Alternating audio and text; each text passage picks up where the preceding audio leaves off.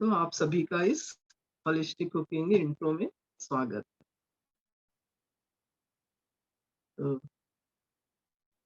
हम अभी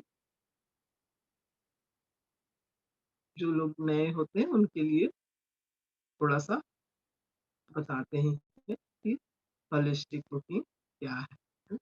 तो हमारा जो ये शरीर है ना, प्रकृति का एक बहुत ही सर्वश्रेष्ठ कलाकृति है।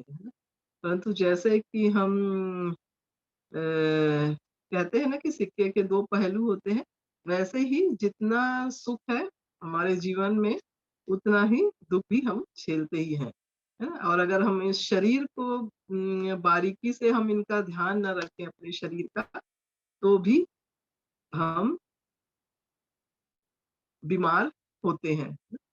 तो जो ये आयुर्वेद है ना, भारत का बहुत अच्छा ज्ञान है आयुर्वेद, वो जो है वो श्री धन्वंतरी जी ने मानव शरीर को स्वस्थ रखने के लिए, अच्छा रखने के लिए बहुत सारा आयुर्वेद की जो जड़ी बूटियां हैं, ज्ञान है ना? और उन्हें हमारे वैद्य हैं, ऋषि मुनि हैं, उन्होंने अपना करके ये सबकी हमारी सहायता की है ना? बीमारियों से बचने के लिए। तो होलिस्टिक कुकिंग क्या है ना? उन्हें हम क्यों सीखेंगे, क्या है, क्यों जरूरी है हमारे लिए, और हम इसे सीखकर क्या करें? तो आयुर्वेद, जैसे कहते हैं ना, आयुर्वेद क्या है? तो आयुर्वेद माने आयु माने जीवन है, और वेद माने पूरा जीवन, और वेद माने ये जो पूरा ज्ञान है। तो ये कुल मिलाकर जो हमारा शरीर है वही ज्ञान है, आयुर्वेद है ना? तो आज के समय में हम सब छोटी-छोटी बीमारियों का सामना हमें करना पड़ता ही है। तो ऐसा क्यों है? क्योंकि कहीं न कहीं ये हमारे खान-पान, हमारा लाइफ़स्टाइल है ना, उससे भी ये जुड़ा हुआ है। जैसे बहुत देर तक जगना, है ना?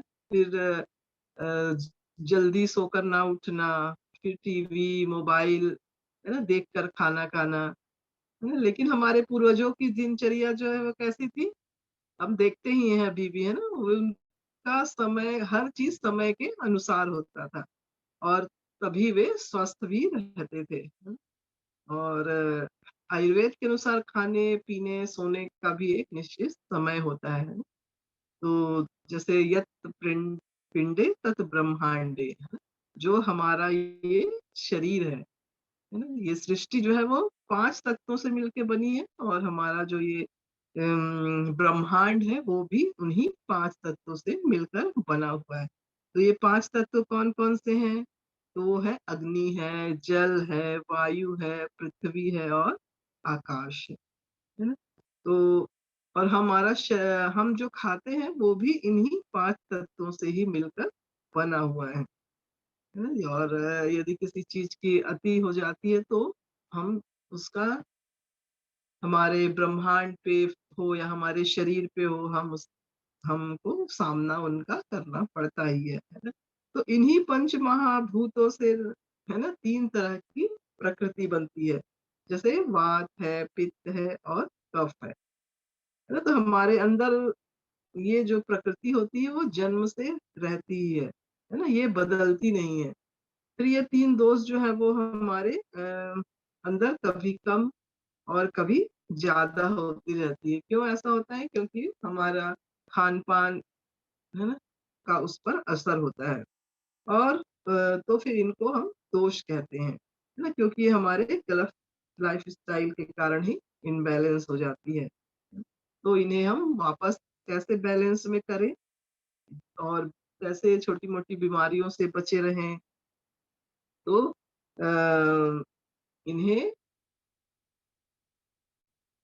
हम, यदि कुछ छोटी-मोटी बीमारियाँ हैं उन्हें तो हम ठीक कर सकते हैं, यदि कुछ ज़्यादा है तो हम उन्हें डॉक्टर का के पास जाना पड़ता है, और हमारे इन प्रकृति को जानने के लिए हमें नाड़ी वैद्य से अपना नाड़ी चेक कराना होता है। तभी हम जान सकते हैं कि हमारा प्रकृति कौन-सी है, और उस हिसाब से हम कौन-सा भोजन लें। तो प्रकृति और विकृति को तो हम जान लेते हैं, है ना? और हम अपने भोजन और को मसालों के द्वारा भी हम अपने आप को हील कर सकते हैं, है ना? ये सब हम इस होलिस्टिक कुकिंग में सीखेंगे। फिर जो भी हम इसमें सीखते हैं वह किसी हमारे किसी एक शरीर के एक अंग के लिए नहीं है, ये खाना ना कोई एक बीमारी के लिए है। ये पूरे शरीर के लिए होलसम, है ना? अपना आध्यात्मिक, सामाजिक और तो ये जो पूरे हमारे जो 5 तत्व है, शरीर, मानसिक रूप से, है ना? तो ये सारे चीज़ जब हम अच्छे रहते हैं तब हम अपने आप को स्वस्थ कहते हैं। तो इन सबको जानने के बाद हमें कौन-सा खाना खाएँ, है ना? और अपनी प्रकृति के अनुसार हम सही खा रहे हैं कि नहीं ये भी हम जान सकते हैं इससे। क्योंकि हम इसमें वात, पित्त, कफ को डिटेल में हम सीखेंगे, जानेंगे और 100% हम स्वस्थ रख सकते हैं अपने आप को। फिर हम दैनिक जीवन में अपने क्या-क्या खाएँ, क्या नहीं खाएँ, है ना? और कौन-सी फल लें, सब्जियाँ लें, तो प्रकृति के अनुसार हम वो सब ले सकते हैं। फिर क्योंकि हम सबकी प्रकृति अलग-अलग है, तो हम कुछ ऐसी चीज़ों को बदल कर भी उसमें हम खाना पका सकते हैं ताकि वो सबको सूट करे, है ना? वो सारे लोगों को वो सूट करे क्योंकि हर घर में इतने लोग होते हैं, सबको सब चीज़ें सूट नहीं करती हैं। फिर हम सब्जियों को क्या भून-भून कर खाना बनाने की एक पद्धति भी सीखेंगे, कैसे हम खाना बनाएँ, है ना? और अभी हम क्या करते हैं अपने सब्जियों को भून कर पूरा उसका तो कलर ही लाल कर देते हैं, काला कर देते हैं ना, तो हम ये सब उस कोर्स में सीखते हैं। फिर हम अपनी दिनचर्या के टाइम सर्कल को भी फॉलो करना इसमें हम सीखते हैं। क्योंकि देखो नेचर भी फॉलो करता ही है ना, तो समय के अनुसार ऋतु आती है, फल, सब्जियाँ सब समय पर ही आती हैं, है ना? तो और हमें वही फल, सब्जियाँ खाना चाहिए जो हमारे जलवायु में होती है, वही हमें सूट करती है अच्छे से, है ना? फिर कभी-कभी हम बाहर जाते हैं, वहाँ बहुत सारी चीज़ों को हम देखते हैं, है ना? लुभावनी चीज़ें हैं, स्वादिष्ट, हैं, तो वो भी हम खाते रहते हैं, तो वो भी हमारे शरीर को असंतुलित करता है, हमारी इस प्रकृति को। तो ये जो 2 चीज़ें हैं, जिनका स्वभाव आपस में नहीं मिलता, तो वो भी एक-दूसरे के विरोध में होते हैं। वो भी हम सीखेंगे कि कौन-कौन सी विरुद्ध चीज़ें हैं, जिन्हें हमें मिलाकर आपस में नहीं खाना है ना? विपरीत फिर एल्कलाइन पानी बनाना भी सीखेंगे जो हम अपने इम्यूनिटी को सर्दी-खाँसी को कैसे बढ़ाएँ सॉरी सर्दी-खाँसी को हम कैसे करें, इम्यूनिटी को कैसे बढ़ाएँ, है ना? तो ये सब हम उस एल्कलाइन पानी को क्या-क्या इंग्रीडिएंट्स डाल कर के हम बनाएँ, जिससे वो हमारे लिए फ़ायदेमंद हो। फिर खाने टेस्ट का भी बड़ा ही महत्व होता है ना, तो जो 6 प्रकार के टेस्ट होते हैं, उन्हें भी हमें हर दिन थोड़ा-थोड़ा रूप में खाना ही चाहिए और उसका भी हम डिटेल में सीखते हैं कि वो जो टेस्ट होते हैं, यदि हम किसी टेस्ट को ज़्यादा खाएँ, तो वो किस तरह से हमारे शरीर पर नुकसान करते हैं, शरीर को। है ना? फिर रोज़मर्रा में भी जैसे मौसम बदला, है ना? तो कभी फ्लू हो जाता है, वायरल हो जाता है, तो इन सब से लड़ने के लिए हम मसालों से भी हम अपने आप को ठीक कर सकते हैं। तो और उनसे अपने वायरल संक्रमण से अपने आप को हम बचा सकते हैं। फिर इसमें हम कोर्स में मुद्राएँ भी सीखते हैं, कि कौन-कौन सी एसिडिटी है या फिर और कुछ तो उन सब से हम कैसे मुद्रा करके भी उसे हम ठीक कर सकते हैं। फिर कोविड के लिए भी एक टॉपिक है, यदि हम उसमें भी किस तरह से भोजन लें, वो सारा कुछ हम इसमें सीखने वाले हैं। फिर शुगर के ऊपर भी टॉपिक है कि ये शुगर हमारे लिए क्यों अच्छा नहीं है ना? उससे क्या-क्या नुकसान होते हैं, ये सब हम सीखते हैं। फिर रेसिपी भी इस कोर्स में अनगिनत है और फिर कौन से कुकिंग मेथड को करें, ताकि उसकी जो पौष्टिकता है वो बनी रहे, कि कौन से बर्तन में पकाएँ, है ना? कुकर यूज़ करें कि नहीं, है ना? ये सब भी हम उसमें सीखते हैं। फिर भोजन की विधि के बारे में भी हम जानेंगे उसमें, कि किस तरह से हम भोजन करें मंत्रों के अनुसार, ताकि वो जो हम खाते हैं वो हमारे शरीर को पोषक तत्व जो है वो हमें मिले। तो जैसे हमारे अंदर 3 दोष हैं, उसी तरह 3 गुण भी हैं। तो सात्विक, राजसिक और तामसिक। तो गुण का वास्तव में हमारे जीवन शैली को बहुत प्रभावित करते हैं ये तीनों गुण। है ना? तो हम जन्म के साथ तो सात्विक ही होते हैं, पर जैसे-जैसे हम इन राजसिक, तामसिक का उपयोग करने लगते हैं, तो वो जो सात्विकता है वो थोड़ा धीरे-धीरे कम होने लगती है। तो कैसे हम अपने आप को और कैसे सात्विकता में रहें? फिर ये सारी चीज़ें हम इस कोर्स में सीखने वाले हैं। ठीक है? तो ये जो कोर्स है हमारा 14, 15, 16 अक्टूबर को है। 2 बैच में है, 3 से 5 और 5 से 7। हुँ, और इसकी जो डोनेशन राशि है वो ₹1200 है। तो उस ₹1200 के बदले में तो हमें बहुत कुछ मिलता है। तो ये कैसे अनुभव मिलेगा जब हम उस कोर्स को करेंगे। तो जिन्होंने भी नहीं किया है तो वो कोर्स को कर लें, और जिन्होंने कर लिया है वो अपने फैमिली में, फ्रेंड में, है ना, लोगों को बताएँ, ताकि उनके जीवन में भी फ़र्क पड़े, और वो इस आयुर्वेद का जो बहुत सुंदर ज्ञान है, वो अपने लिए उतारें अपने आप में। तो आज हम अ, बात करेंगे घी के बारे में। तो वो भी है, घी जो है वो कई लोग कहते हैं कि हमें सुबह-सुबह खाना चाहिए। है ना? पर आयुर्वेद जो है वो क्या कहता है? ना? लोग तो अपने मन से कई बातें ही करते रहते हैं, पर आयुर्वेद की संहिता क्या कहती है? घी किसे खाना चाहिए? कब-कब खाना चाहिए? है ना?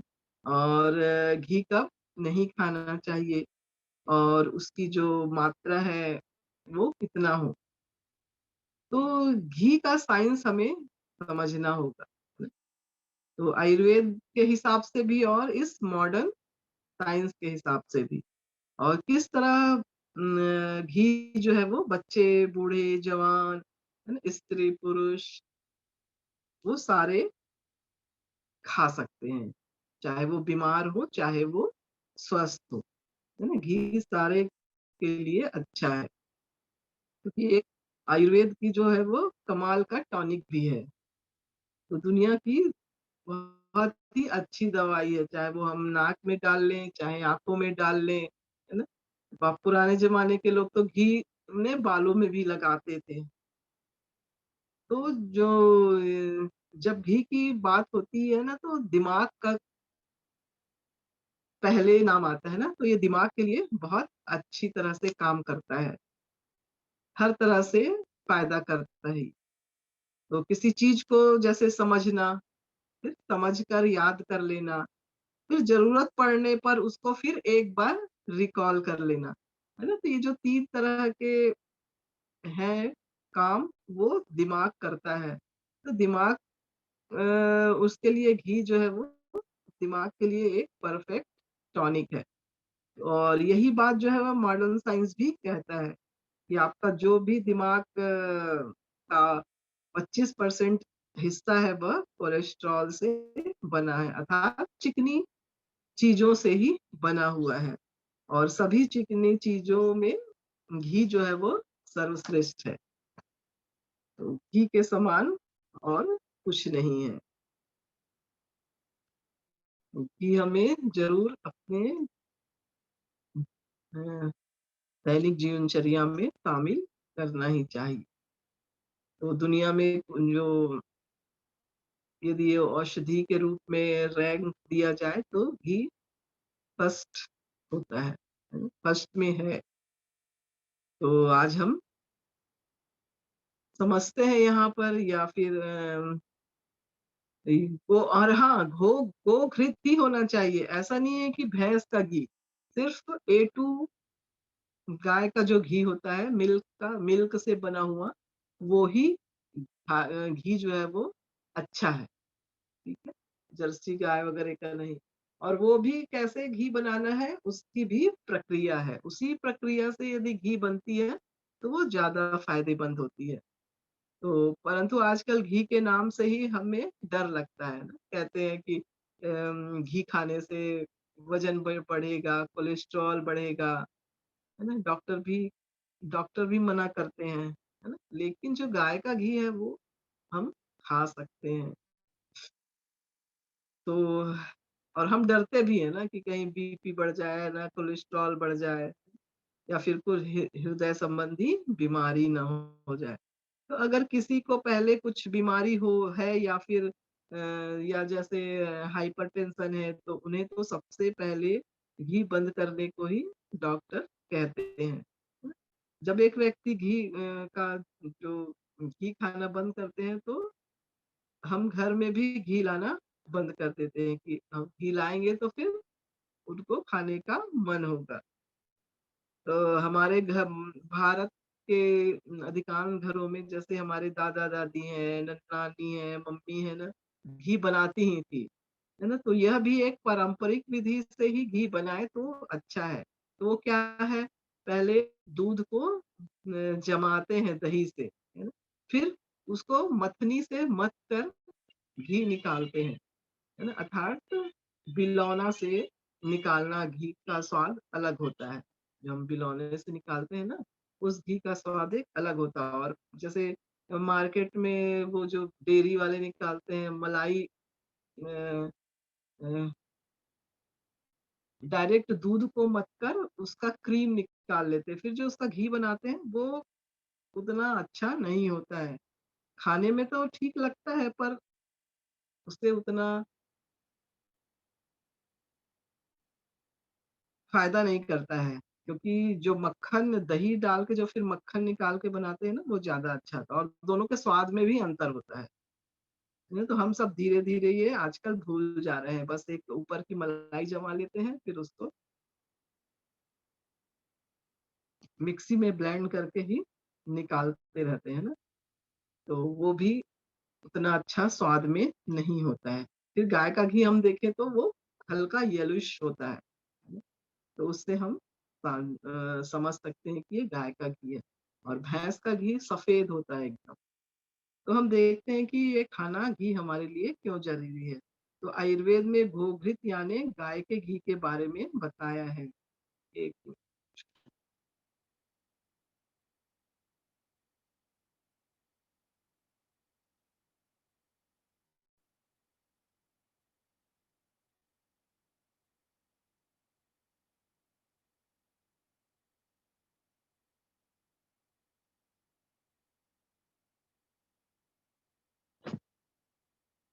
तो चरक ऋषि व बागभट ऋषि घी के गुणों के बारे में विस्तार पूर्वक उन्होंने बताया है। जो दूध से उनमें गाय के दूध व घी, गोघृत जो है वो सर्वश्रेष्ठ है, ऐसा हमारा आयुर्वेद कहता है। तो गाय का घी जो है वो बुद्धिवर्धक होता है, स्मृतिवर्धक होता है, फिर स्मरण शक्ति को बढ़ाने वाला होता है। मेधा शक्ति यानी हमारी धारणा शक्ति को भी बढ़ाने वाला होता है। हमारे जो स्मरण शक्ति है उसको भी वह बढ़ाते हैं। तो जो बच्चे स्कूल जाते हैं, कॉलेज जाने वाले बच्चे हैं, उन सबको घी, जो बौद्धिक काम करते हैं, उनको घी जो है वो अवश्य ही खाना चाहिए। और गाय का घी जो है वो पचने में भी अच्छा होता है। फिर बल को भी बढ़ाता है, आयु को भी बढ़ाता है, शारीरिक क्षमता को भी वह बढ़ाता है। क्योंकि हमें घी खाना ही चाहिए, क्योंकि हमारे अंदर के जो ऑर्गन्स है उसके लिए भी ग्रीसिंग करने के लिए भी वह जरूरी है। और हमारे जो 7 प्रकार के धातु होते हैं ना, रक्त है, मांस, मज्जा, मेधा, अस्थि, शुक्र धातु ये सारों को वो बढ़ाता है, उनके ओज को वो बढ़ाता है। जब ओज हमारा अच्छा रहेगा, है ना? तो हमारी इम्यूनिटी भी अच्छी ही रहती है। इम्यूनिटी अच्छी रहेगी तो कोई बीमारी हमें होगी ही नहीं। हमारे अंदर उससे लड़ने की क्षमता रहती है और आपको किसी भी तरह की दवाइयों लेने की भी ज़रूरत नहीं रहती, है। तो गाय का घी हमारे लिए अच्छा है।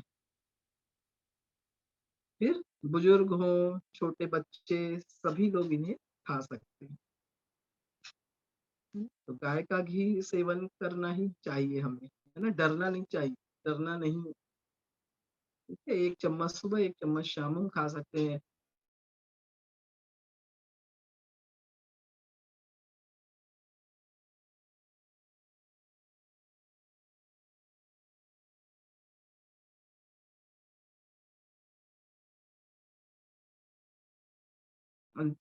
थकान, दुर्बलता, है ना?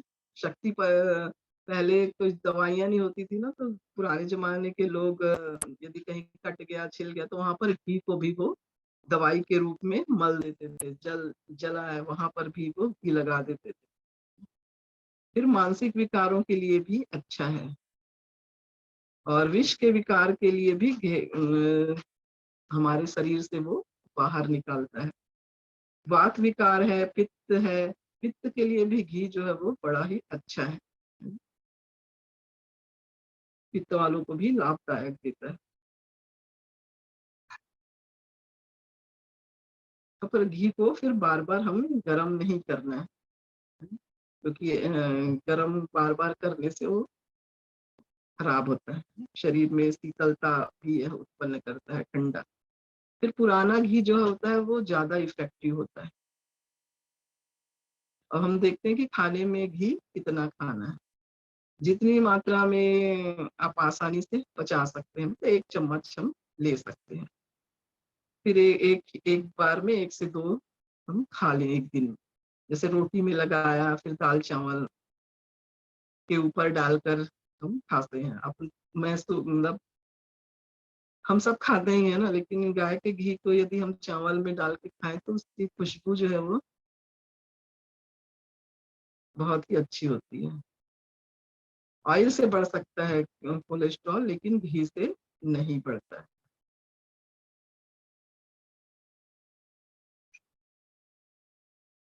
तो यदि कोलेस्ट्रॉल वगैरह बढ़ भी जाता है तो हमें लगता है घी खाया है इसलिए बढ़ गया।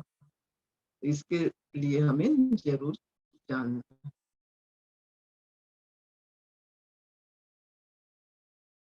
फिर शरीर में यह स्निग्धता जो हमको ज़रूरत होती है वो भी यह देता है। फिर और त्वचा में रूखापन, तो बालों की समस्या, नींद ना आना, कब्ज, फिर बच्चों में चिड़चिड़ाहट, है ना? ये भी घी खाने से इसको सबसे छुटकारा मिलता है। फिर हम अपने शुद्ध घी को ऐसे उँगली में लेकर नाक में भी डालें तो वहाँ की जो नसें वगैरह हैं, वो भी खुल जाती हैं। हमारे दिमाग की नसें नाक से छूने से हमारे वो जो उसका खुशबू है वो ना पूरे दिमाग तक जाता है। तो बस 1 बूँद ऐसा लिया, ऐसा किया, वो अंदर तक जाता है। इस तरह भी ये भी घी ऐसा भी हम कर सकते हैं। यदि मान लो हमें सर्दी या फिर कुछ लग रहा है अंदर एकदम, तो वो भी वहाँ की नस-वस खुल जाती है। फिर हम आँखों में भी डाल सकते हैं घी, है ना? जब हम पंचकर्मा या फिर तर्पण वगैरह कराते हैं ना, तो वो वहाँ पर घी जो है वो आँख में डालते ही हैं। 2-2 बूँद घी जो है वो आँख में हम डाल सकते हैं रोज़, तो वो भी अच्छा होता है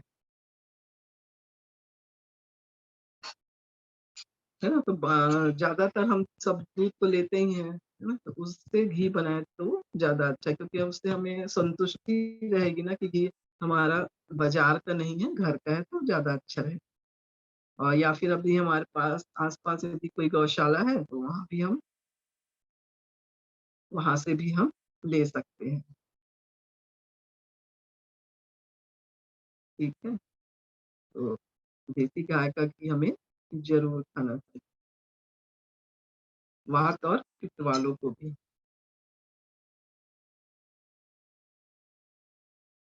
है ना? क्योंकि ये हमारे जो आयुर्वेद है उसकी सर्वश्रेष्ठ दवा है। तो इस तरह से घी हम ज़रूर कि जब हम नाक में घी वगैरह भी डालते हैं ना, सूंघते हैं तो उससे जो दिमाग में गर्मी वगैरह होती है ना, वो भी कम होती है। फिर आँखों के लिए भी है, आँखों में भी हाँ, सॉरी अभी तो बताया ना, आँखों के लिए भी वो बहुत अच्छा है। कुछ-कुछ जो समस्या होती है, उसके लिए भी अच्छा है, 2 बूँद हम डाल सकते हैं।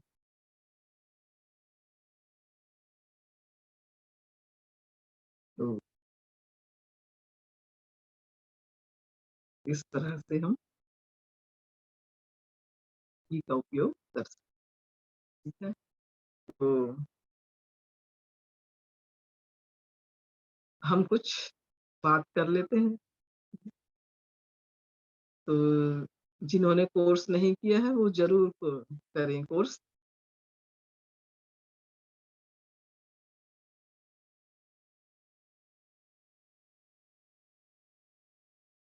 यदि और किसी को कुछ पूछना है तो हम पूछ सकते हैं।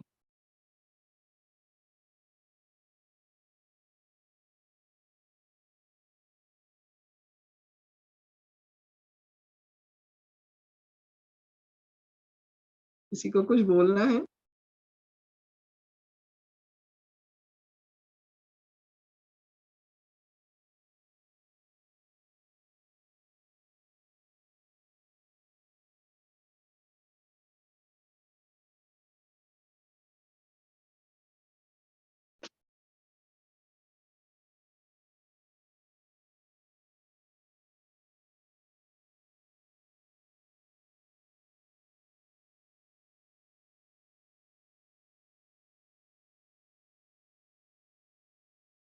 चलिए फिर शाम को सोनिया जी का और इंट्रो सेशन है, तो हम उसमें मिलते हैं।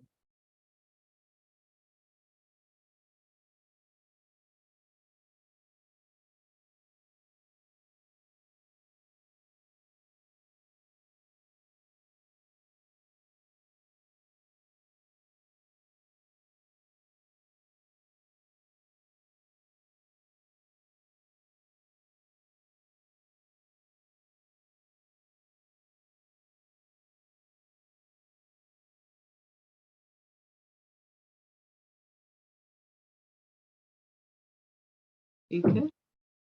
या किसी को कुछ बोलना है, पूछना है तो हम पूछ सकते हैं।